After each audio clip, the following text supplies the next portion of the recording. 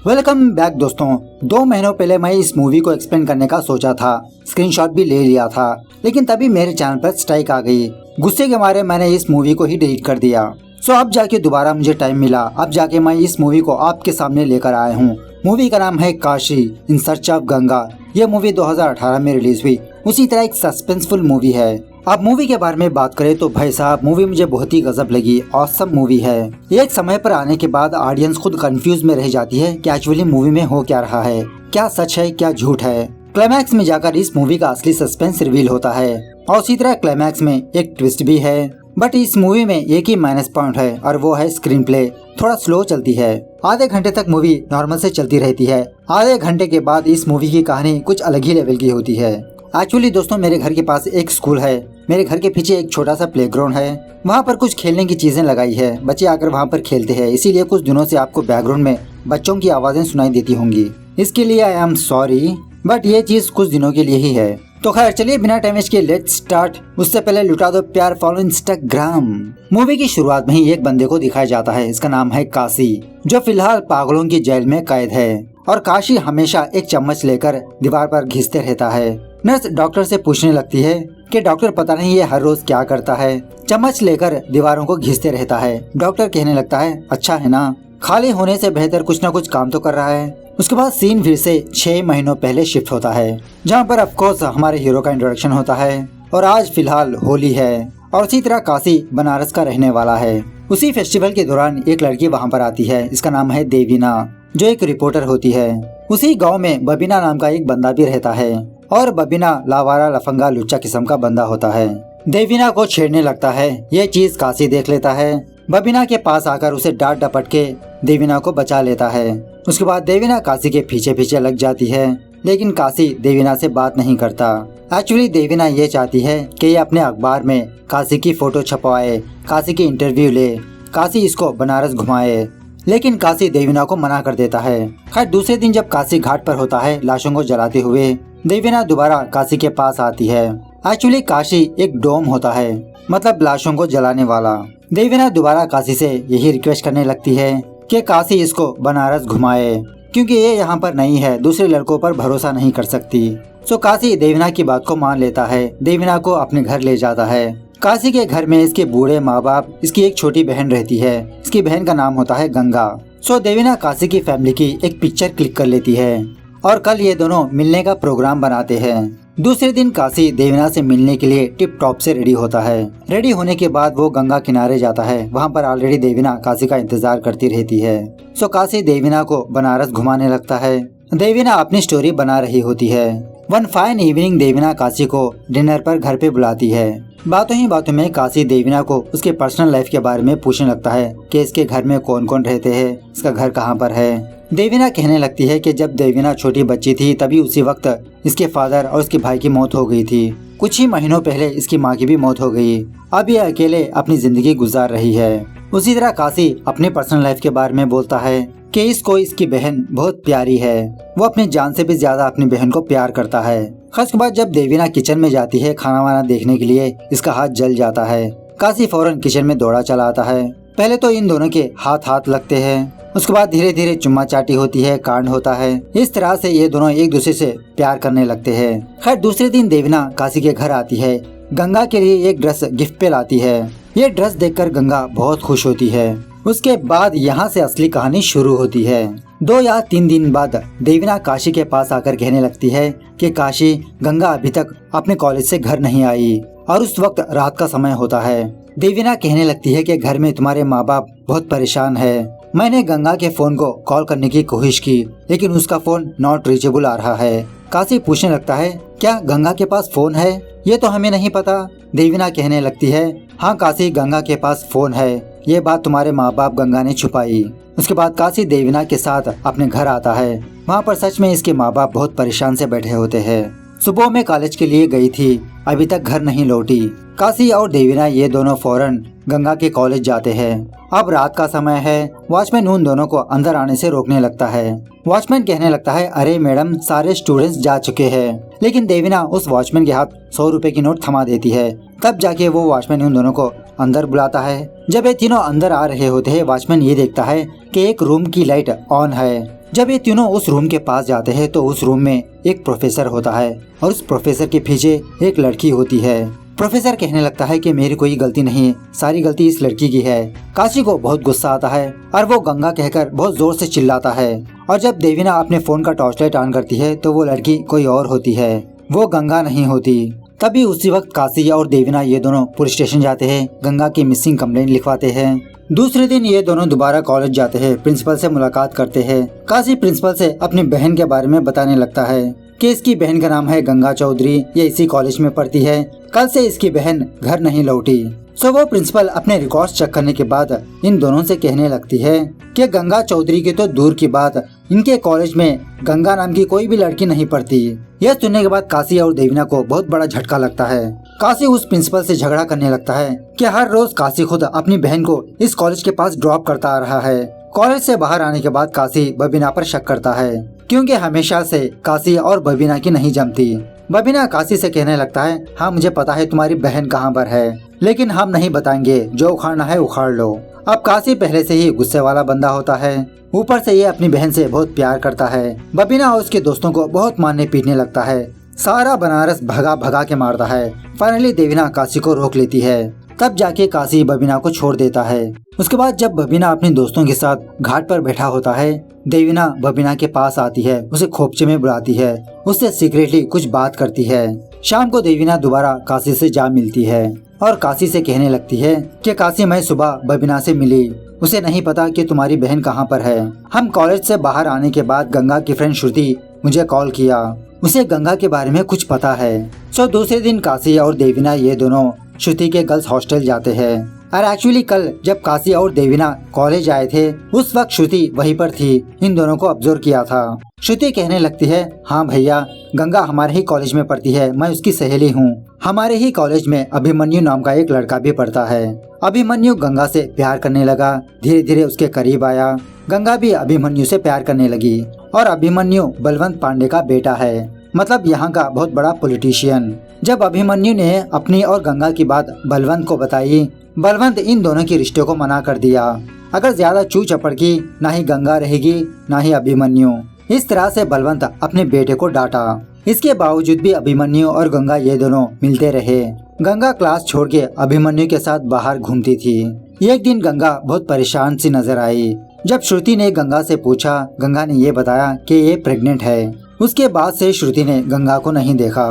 सो ये कहानी सुनने के बाद बेचारा काशी बहुत अफसोस करने लगता है कि इसके पीठ पीछे इतना कुछ हो रहा था, इसे खबर तक नहीं।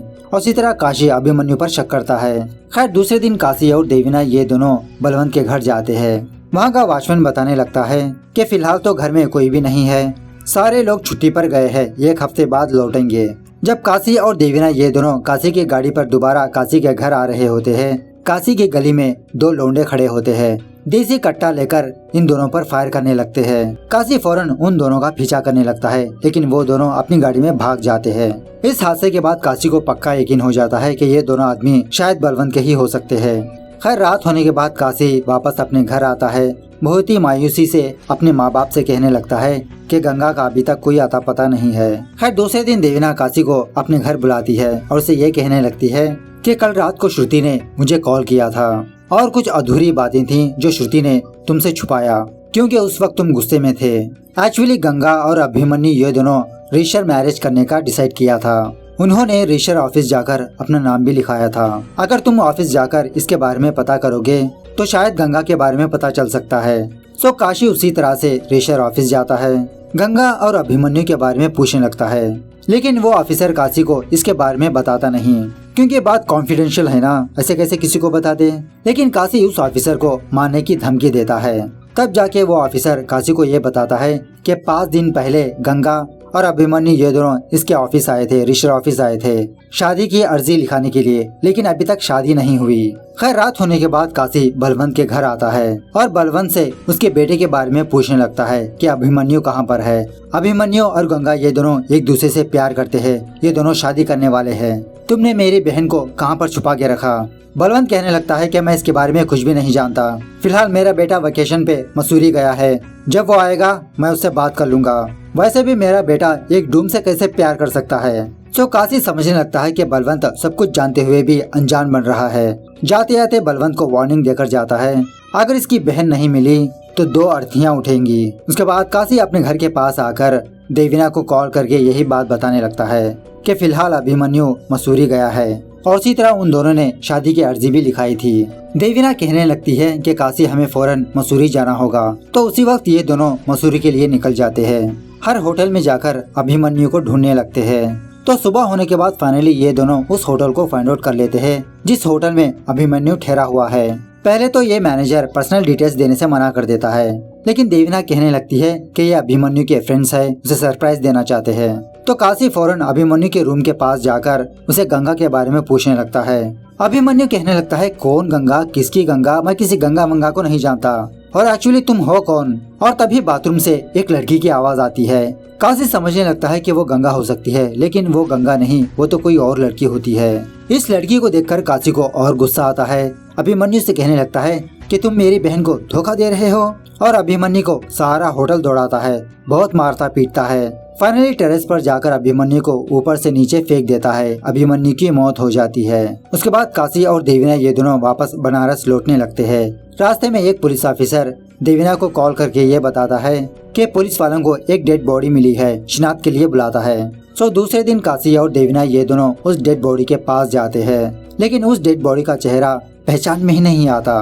तभी देवीना कहने लगती है कि काशी, ये गंगा है, हमारी गंगा, ये देखो ड्रेस, ये ड्रेस वही है जो मैंने उसको गिफ्ट किया था। तब जाके बेचारा काशी बहुत अफसोस करने लगता है, जिससे इतना प्यार करता था इसकी बहन, वो बहन ही अब इस दुनिया में नहीं रही। उसके बाद बेचारा काशी अपनी बहन का अंतिम संस्कार करता है। अब चूंकि काशी ने अभिमन्यु को मारा, पुलिस आकर काशी को गिरफ्तार कर लेती है, उसे पुलिस स्टेशन ले जाती है। थोड़ी देर बाद देवीना काशी के पास आती है और उसे कहने लगती है कि काशी, थोड़ा सोचो, पिछले 1 हफ्ते से अभिमन्यु मसूरी में था, तो अभिमन्यु कैसे गंगा को मार सकता है? और गंगा की लाश तो बनारस में पाई गई, असली कातिल तो अभी भी बाहर घूम रहा है। शायद गंगा को मारने वाला बलवंत पांडे हो सकता है। जो भी हो, तुम पुलिस के सामने अपना जुर्म कबूल मत करना, कोर्ट में आकर यही गवाही देना कि तुमने अभिमन्यु को नहीं मारा। मैं एक वकील को हायर करूंगी। वहीं दूसरी तरफ बलवंत मिश्रा नाम के एक लॉयर से जा मिलता है और उससे कहने लगता है कि किसी भी हालत में काशी फांसी चढ़नी चाहिए। खैर 1 हफ्ते बाद इस केस की कोर्ट में सुनवाई होती है। काशी को कटघरे में पेश किया जाता है।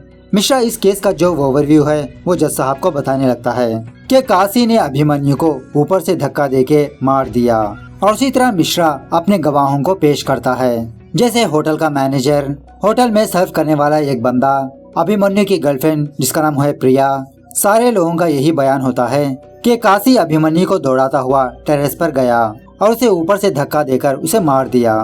खैर काशी के लॉयर का नाम होता है सिन्हा। सिन्हा इन सारे लोगों से एक ही सवाल करता है, क्या आपने काशी को अभिमन्यु को धक्का देते हुए अपनी आंखों से देखा? तो ऑफकोर्स किसी ने भी नहीं देखा। मैनेजर रिसेप्शन पे था, प्रिया कपड़े पहनकर बाद में आई थी। उसके बाद मिश्रा जज साहब को उस होटल का सीसीटीवी फुटेज दिखाता है, जिसमें साफ पता चलता है कि काशी अभिमन्यु को दौड़ाते हुए टेरेस पर ले गया। बस वही तक फुटेज थी। सिन्हा कहने लगता है कि सिर्फ शक के बलबूते पर काशी पर इल्जाम लगाया जा रहा है। खैर कोर्ट का टाइम खत्म हो जाने के बाद बलवंत मिश्रा के पास आता है और उसे कहने लगता है कि आपके सारे गवाह तो उल्टा पड़ गए, क्या हम ऐसे केस जीतेंगे? मिश्रा कहने लगता है, अरे बलवंत पांडे साहब, अभी तो जंग शुरू हुई है, आगे आगे देखते जाइए होता है क्या। दूसरे दिन मिश्रा अपने तरीके से कुछ इन्वेस्टिगेशन करने लगता है। काशी के दोस्तों से जा मिलता है, बबीना और उसके दोस्तों से जा मिलता है और उसी तरह मिश्रा बबीना को कुछ पैसे भी देता है। खैर 2 दिन बाद दोबारा कोर्ट में सुनवाई होती है। मिश्रा कहने लगता है कि जज साहब, पिछले 2 दिनों से मैं काशी के बारे में जानने की कोशिश कर रहा था और जो सच मेरे सामने आए वो कोर्ट को भी हैरान कर देंगे। एक्चुअली जज साहब, ये काशी जो अपनी बहन गंगा की तलाश कर रहा है, वो गंगा असल में है ही नहीं। मिश्रा बबीना उसके दोस्तों को कटघरे में बुलाता है और इन लोगों का यह कहना होता है कि इन्होंने इनकी जिंदगी में गंगा को ही नहीं देखा। पता नहीं हमेशा काशी बड़बड़ाते रहता है, जैसा लगता हो ये किसी भूत से बात कर रहा हो। उसके बाद सिन्हा काशी के लोगों को कटघरे में बुलाता है, जैसे काशी का दोस्त रंगीला, गंगा की फ्रेंड श्रुति और इसी तरह देवीना। इन सारे लोगों का ये कहना होता है कि इन्होंने अपनी आंखों से गंगा को देखा, गंगा एग्जिस्ट करती है। मिश्रा देवीना से सवाल करने लगता है कि आपने गंगा की लाश को कैसे पहचाना? देवीना कहने लगती है उसके कपड़ों से। एक दिन देवीना ने अपने हाथों से गंगा को एक ड्रेस गिफ्ट दिया था। मिश्रा जज साहब को वो ड्रेस दिखाते हुए कहने लगता है कि जज साहब यही वो ड्रेस है जो गंगा ने आखिरी बार पहना हुआ था।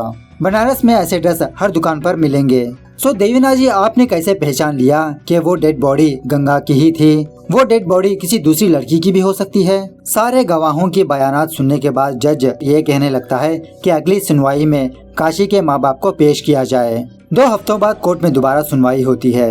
रंगीला दौड़ता हुआ कोर्ट में आकर ये कहने लगता है कि काशी के माँ बाप नजर नहीं आ रहे। इसने काफी सारी जगहों पर ढूंढा लेकिन वो नहीं है। सिन्हा जज से कहने लगता है कि ये शायद जरूर बलवंत की चाल होगी। मिश्रा कहने लगता है, अरे जज साहब, जब काशी के माँ बाप ही नहीं रहे तो वो लोग कहाँ से आएंगे? उसके बाद मिश्रा चुमन नाम के एक बंदे को कटघरे में बुलाता है। चुमन जज से कहने लगता है कि काशी का फादर और ये बहुत अच्छे दोस्त थे। मिश्रा पूछने लगता है, थे का मतलब क्या है? क्या वो इस दुनिया में नहीं है? चुमन कहने लगता है कि बहुत साल पहले, मतलब जब काशी छोटा बच्चा था, गांव में एक बीमारी फैली थी। उसी बीमारी की वजह से काशी के माँ बाप, उसकी बहन गुजर गए। उसके बावजूद भी काशी बचपन से ही अपने फैमिली को इमेजिनेशन कर रहा है। काशी ने अपनी अलग ही दुनिया बना ली। अब चुमन काशी का अंकल जैसा था। काशी को खुश हुआ देखकर चुमन काशी को सच नहीं बताया। काशी उसी तरह से ग्रो होता गया, बड़ा हुआ। उसके बाद जज ये ऑर्डर देता है कि काशी की दिमागी हालत की जांच हो। दूसरे दिन एक डॉक्टर काशी से मिलने के लिए जेल आता है। काशी से कुछ सवालात करता है। जब कोर्ट में सुनवाई होती है, जज उस डॉक्टर को कटघरे में बुलाता है और रिजल्ट बताने के लिए कहता है। वो डॉक्टर कोर्ट में ही काशी से कुछ सवालात पूछने लगता है कि जब काशी घर में एंटर होता है तो दरवाजा कौन खोलता है? काशी कहने लगता है कि इसका दरवाजा तो हमेशा खुला ही रहता है। गरीब आदमी के घर में क्या होता है? वो डॉक्टर दोबारा पूछने लगता है कि खाना कौन बनाता है, चाय कौन बनाता है, कपड़े कौन धोता है? काशी कहने लगता है कि खाना चाय वाय ये खुद अपने हाथों से बनाता है, क्योंकि इसकी माँ बूढ़ी है। इसके घर में गंगा तो नहीं रहती, वो कॉलेज ट्यूशन चली जाती। घर का सारा काम काशी ही करता है। ये सुनने के बाद डॉक्टर जज से कहने लगता है, तो देखा आपने जज साहब, काशी ने अपने दिमाग में अपनी एक अलग ही दुनिया बना ली। इसी को कहते हैं पैरानॉइड साइकोसिस। जो फिजिकल काम हो वो सारे काम काशी ही करता है और काशी इसका एक अलग ही बहाना बना लिया। जज काशी से सवाल करने लगता है, काशी क्या तुम अपने बचाव में कुछ कहना चाहते हो? काशी गुस्से में आकर जज से कहने लगता है कि जज साहब, मेरी बहन को मारने वाला वो बलवंत पांडे ही है। ऐसा कहते हुए सीन फिर से फ्लैशबैक में जाने लगता है। मतलब 1 या 2 दिन पहले बलवंत का वॉचमैन काशी से मिलने के लिए जेल आया था और काशी से कहने लगा कि कुछ दिनों पहले गंगा बलवंत के घर आई थी और उस वक्त अभिमन्यु वेकेशन पे गया था और इस वॉचमैन ने ये सुना कि घर के अंदर से गंगा की रोने की आवाज आ रही थी। शायद इसी हाथापाई में बलवंत ने गंगा को मार दिया होगा। खैर, ये सुनने के बाद बलवंत को भी बहुत गुस्सा आता है। वो अपने सीट से खड़ा होकर काशी से कहने लगता है कि तुमने पहले तो मेरे बेटे को मार दिया और अब झूठा इल्जाम तुम मुझ पर लगा रहे हो। इस तरह से बलवंत माँ बहन की बातें करने लगता है। अब काशी ठहरा गुस्से वाला बंदा। काशी फौरन उस कटघरे से बाहर आ जाता है बलवंत को मारने के लिए और पता नहीं इसी हाथापाई में काशी के हाथ में देसी कट्टा आ जाता है। काशी उस गन को लेकर बलवंत पांडे को मार देता है उसी कोर्ट में। उसके बाद सीन फिर से प्रेजेंट डे पर शिफ्ट होता है, मतलब जिस जगह से मूवी की स्टार्टिंग हुई थी उसी जगह से। खैर, एक दिन वो रजिस्टर ऑफिस वाला काशी से मिलने के लिए जेल आता है, पागल खाने जेल। काशी से मिलके वो वहाँ से चला जाता है। कुछ देर बाद काशी से मिलने के लिए उसका फ्रेंड रंगीला आता है। काशी रंगीला से अपने माँ बाप के बारे में पूछने लगता है कि इसके माँ बाप कैसे है। रंगीला कहने लगता है, हाँ माँ बाप तो ठीक है, हमेशा मंदिर के पास बैठे रहते हैं, तुम्हारी चिंता लगी रहती है। काशी सवाल करने लगता है, अच्छा रंगीला ये बताओ कि माँ बाबा कैसे दिखते हैं, माँ कैसी दिखती है? रंगीला हिचकिचाते हुए काशी से कहने लगता है कि माँ थोड़ी बूढ़ी है, सामने के बाल सफेद हो चुके हैं और आगे के 2 दांत नहीं है। तब जाके बेचारा काशी मायूस होकर रंगीला से कहने लगता है, नहीं रंगीला, माँ के सामने के दांत है।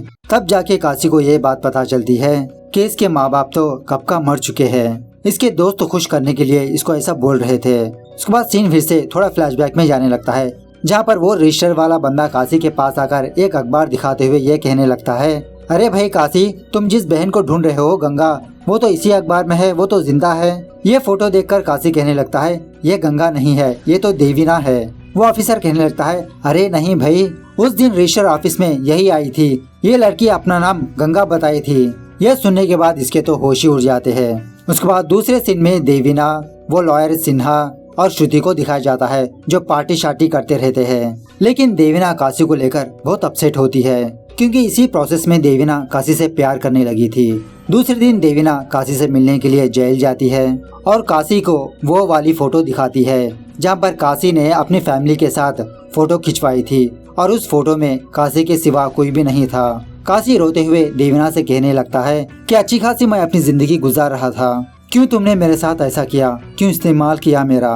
देवीना कहने लगती है कि देवीना बनारस एक मकसद से आई थी। इसी दौरान देवीना काशी के बारे में पता चला कि काशी अपनी ही दुनिया बना चुका है, उसके करीब आई, उससे प्यार करने का नाटक किया और एक दिन देवीना काशी का दिमाग का इस्तेमाल करके ये कहानी बनाई कि गंगा मिसिंग है। बेचारा काशी इसी बात को सच मानकर गंगा की तलाश में लग गया और एक्चुअली श्रुति और कोई नहीं देवीना की बहन होती है, छोटी बहन। और रही बात रंगीला उसके दोस्तों की कि काशी की दिमागी हालत ठीक नहीं है, उसे हमें ऐसा एहसास दिलाना होगा कि उसकी फैमिली इसके आसपास ही है। सो इसीलिए रंगीला अपने दोस्त को खुश देखने के लिए ये भी नाटक करने लगा। उसके बाद देवीना बबीना को कुछ पैसे देकर एक लावारिस लाश को अरेंज करने के लिए कहा। उस लावारिस लाश को वो वाले कपड़े पहनाए। इस तरह से सारा सब कुछ ऐसा माहौल क्रिएट किया कि गंगा मर चुकी है। काशी पूछने लगता है कि तुमने ऐसा क्यों किया। देवीना कहने लगती है कि बलवंत और उसके फादर बिजनेस पार्टनर थे। सारी प्रॉपर्टी हड़पने के लिए बलवंत ने एक दिन इसके फादर और उसके छोटे भाई को गोली मार दी, लेकिन देवीना और उसकी बहन किसी भी तरह करके बच निकले। इसलिए जब देवीना काशी को पहली बार देखा, इसकी दिमागी हालत पहचान लिया और काशी का इस्तेमाल करते हुए अभिमन्यु को मरवा दिया। और उसी तरह जब कोर्ट में हाथापाई हो रही थी, उस वक्त देवीना ने ही काशी के हाथ में देसी कट्टा थमा दिया। तो ऑफकोर्स उस वक्त काशी का दिमाग ऑलरेडी सटक चुका था, वो बलवंत पांडे को मार दिया। खैर ये सारी स्टोरी बोलने के बाद देवीना रोते हुए काशी से कहने लगती है, लेकिन काशी मैं तुमसे बहुत प्यार करती हूँ, मेरा प्यार सच्चा है, मैं तुम्हें यहाँ से बाहर निकालूंगी। ऐसा कहते हुए देवीना काशी के गले लग जाती है। काशी भी मान लेता है, देवीना को दिलासा दिलाने लगता है। लेकिन इसी दरमियान में काशी एक चम्मच लेकर देवीना के पेट में बार बार स्टैब करके उसे मार देता है। इसीलिए काशी पहले से ही उस चम्मच को बार बार दीवार पर घस रहा था, उसको तेज कर रहा था। कुछ दिनों बाद काशी देवीना को भी इमेजिनेशन करने लगता है, जैसा इसके आसपास इसके माँ बाप हो, इसकी बहन हो, इसकी बीवी देवीना हो, देवीना काशी का सर दबा रही हो। इस तरह से ये मूवी यहाँ पर दी एंड होती है। तो मूवी कैसे लगी कमेंट करके बताना जरूर। मिलते हैं अगली वीडियो में, तब तक take care, bye bye, see you soon.